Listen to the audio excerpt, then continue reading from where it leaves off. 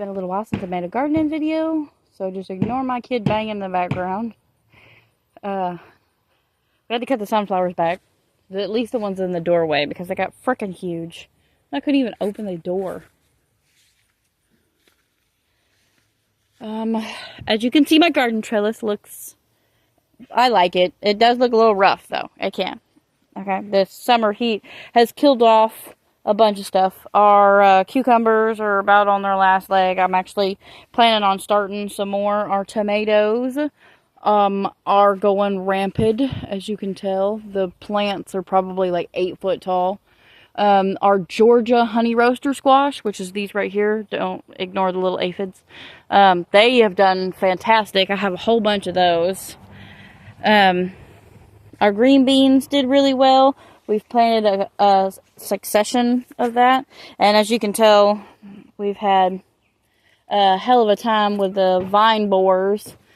This Georgia honey roaster squash seems to be doing really well with it, though. Beating them back, and I gotta come out here and see if I can save any of these vines, because a couple of them have died from the vine borers. We have a worse time with them than we do the squash bugs. This right here is our Malabar spinach. We've been collecting from it, and it's doing really well. Of course, like last year, it's one of those things you don't really want to eat raw. It's slimy for some ungodly reason. I don't know why, but, you know, to each their own. More tomatoes, tomatoes, tomatoes, tomatoes everywhere. This is another patch of green beans that we succession planted, and getting about to the end of it. This was our brassica bed. Everything has been pulled out of that except for this ginormous marigold plant and our okra right there. You know, I never really understand why I plant okra. I always end up with these huge plants, and they look really pretty. This is the purple variety. They turn green when you cook them. But the problem is I can never catch them at the right time to be able to do anything with the okra. So they're kind of just for looks. The marigolds smell amazing. That's also green beans. We're probably going to end up pulling them and feeding them to the bunny rabbits and planting beets or turnips or something. Our cherry tomatoes, I got to come out here and harvest a whole bunch of them. They're doing really well. The Sweet 100 actually didn't do as well this year as it did last year. I'm not sure why, but our zinnias are amazing. They have withstood the summer heat better than anything. And if you remember, this whole trellis was covered in that one Georgia roaster squash. Well, the vine borers got it finally. It's gone. We planted some pole beans that are starting to come up right here. So, and here's my cup for squash bugs. I really love those cups. That's a great idea. Y'all should do that. That BT is actually not BT. It's a little bit of Dawn dish soap and water for the baby squash bugs. It helps dry them out and kill them off. Some more green beans. That right there is a volunteer of that Malabar spinach from last year that we had over here that popped up on the ground and then ran itself up to the bed, and now it's on the trellis, which is, I think, pretty funny. We have our tricolored sage peeking out over there. Then we have some butternut squash right here with the green beans. I'm not 100% sure what this is. It's really pretty, and it's doing pretty good. The vine borers haven't messed with it. The little flowers or whatever are these little clusters. I'm not real sure what it is. We'll find out. We planted quite a few things over here this year. As you can tell, it looks a little jungle-esque. That's what we're going for with our scape. See how tall those tomatoes are? Okay, I'm 5'5", and this trellis right here, this whole trellis, is probably 6 foot, and they are over the trellis. So, we did end up finding 2 little tomato hornworms the other day that the ducks got and loved. But that's all we've seen on that. This is our mint. You know, everybody says you're not supposed to put it in the beds, but we actually enjoy it in our beds. It crawls around a little bit and then dies back, and we do lasagna gardening, so it'll actually get a layer of compost and mulch and some other stuff on top of it come spring, and that normally smothers it down pretty good. You don't have to worry about it.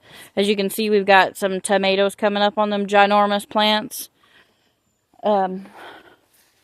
This ginormous plant right here is, this is just one plant actually. I need to come and trellis these branches back up because they've fallen down with how heavy they are with fruit. That whole bed is basically zinnias right now. Our squash died out in it. We pulled it and gave it to the birds so they could eat the vine borer larvae and stuff out of it. We have done amazing with the peppers, and that one was like a Kamala or something like that. Some of the seed, I don't know. But between it and the banana peppers, I can honestly say that I will never be planting bell peppers again. I think that's ridiculous. They're awfully large and pretty, but they're something that's very finicky and takes forever to grow, and it's just not something that I enjoy here fighting with. So the green beans are still going strong in that bed. We have that cinnamon basil, which I will never plant again because it is very cinnamon, but at the same time very basil. So it's really hard to use it for anything, because if you use it in a dish, it's too much cinnamon where you want basil, and it's too much basil where you want cinnamon. So it's survived the heat and put on flowers and smells nice when I water, but other than that, it's not very helpful. We have right here our mullein, our first year of it. It's one of those plants that dies back and then comes back the next year and makes flowers. Our carrots right there that we're letting go to seed. A couple more bush beans that we planted. This ginormous, humongous flowering thing right here is catnip, and it has just exploded and taken over like 1/3 of this whole bed, which is fine with me. We didn't have a whole bunch in this bed, and the bees and the butterflies and everything else, and whenever I say everything, I mean everything else, loves this plant. It's actually starting to look a little sad right now and die back. I'm probably going to come out here and take some of it and dry it out for like tea or something like that. Our cats weren't real impressed with it. So we'll see. I actually snuck some of the snake beans in right here on this bed.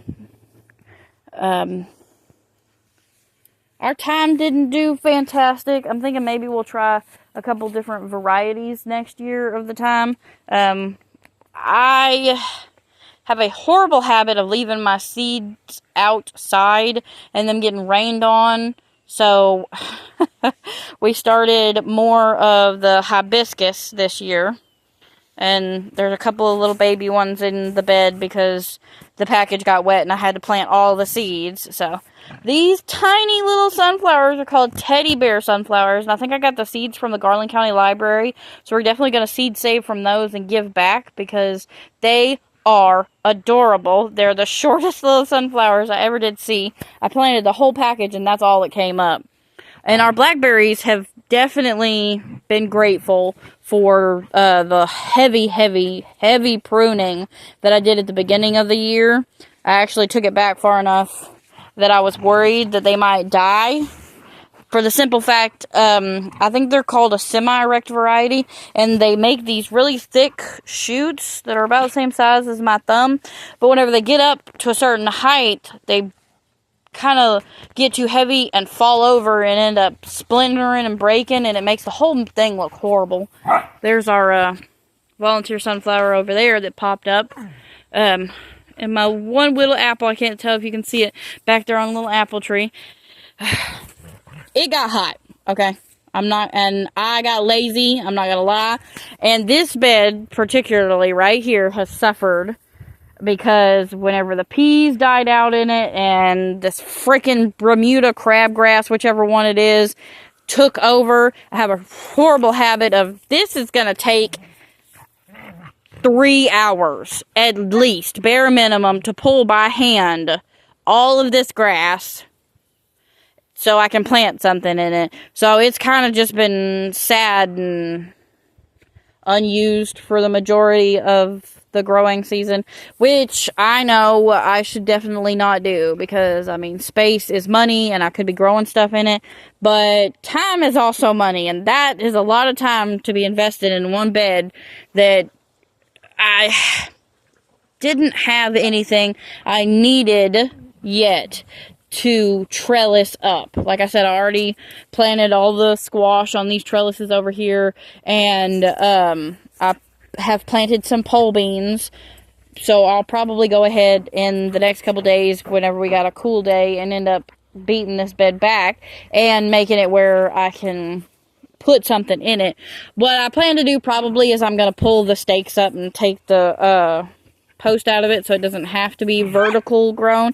It can be just a regular bed, and I'll end up moving the vertical aspect of it. We really want to put some more beds on the other side of this shed right here that we've repurposed as a chicken coop, because it gets a little bit more shade, and I think that would be best for some of the stuff we've been trying to grow that just hasn't done very well. It gets burnt out because this area right here, we have a giant oak tree right here, and our neighbors have trees around us. We have this little tree right here, but other than that, this area gets sun from the time the sun comes up to the time the sun goes down. So it gets a lot of light, a lot of sun, and we do tend to have things burn up pretty quick on us. So that's probably what we'll end up doing. And I will say, one of the things that I am upset about is that this year we ended up buying, I think it was like a $4 bag of marigold seeds, and they were the, what is it called? White marigolds. I don't remember exactly what the name of them were called, but we ended up buying the white marigolds, and I will have you know, not a single one out of that whole package came up. Which, for me, is shocking, because marigolds normally grow so well that I just don't understand why not one came up out of that package. I mean, if one had come up and grown and made a couple flowers, then I'd be fine with it, because then I'd be able to plant it next year, even if it wouldn't have bred true to the white, and I would have at least got my money's worth out of it. But for some ungodly reason, none of them came up. We had a bunch of these, and our plants always get huge before they start making flowers, which is fine. These ones right here that are actually more of a bush than everybody else actually got cut back multiple times. So you can beat them back, and this color is one of the ones that I really love, so we've already went ahead and snagged a couple of these like this, dead flower heads, and right here, see, like this? All of that is seeds. There's nothing but seeds in here. You just crack it open. See? Just tons of seeds. So I'm gonna put that in my pocket right now, which is a bad idea, but, you know, I don't have anything out here on me. I'm gonna take it inside, and I've got a little bowl, or a little baby food jar actually saved up, of these dried seeds that I'll end up planting next year, so I don't have to go out and buy any more. Our banana peppers have done fantabulous, like I said earlier. This one's looking a little worse for wear, because, once again, it gets so much sun over here that it's hard to keep everything from drying out, frying out. That sunflower got huge and kind of flopped over. And looking at it now, I'm pretty sure it's got some of that Georgia roaster squash growing on it, which, I mean, it happens, but it's going to go anywhere it can go. It's supposed to have the highest sugar content of any squash, and now that the rest of my squash has died out, and my new batch of honey nut squash isn't flowering yet, I'm actually going to save some of these newer, like the baby ones right here, the littler ones, because it means that I know for sure that they haven't been cross-pollinated with any of the other squash, which means they should hold true next year whenever I plant the seeds. And we're trying to do a little bit of extra seed saving because it just cuts back on what I spend, and I'm already spending too much on it. So, you know, a little bit here and there helps. Okay, well, that's all I got for now. I guess I will post a video again, hopefully sometime soon. Before I go, everybody check out this praying mantis. That's what we like to see. Good bugs. Everybody have a great day.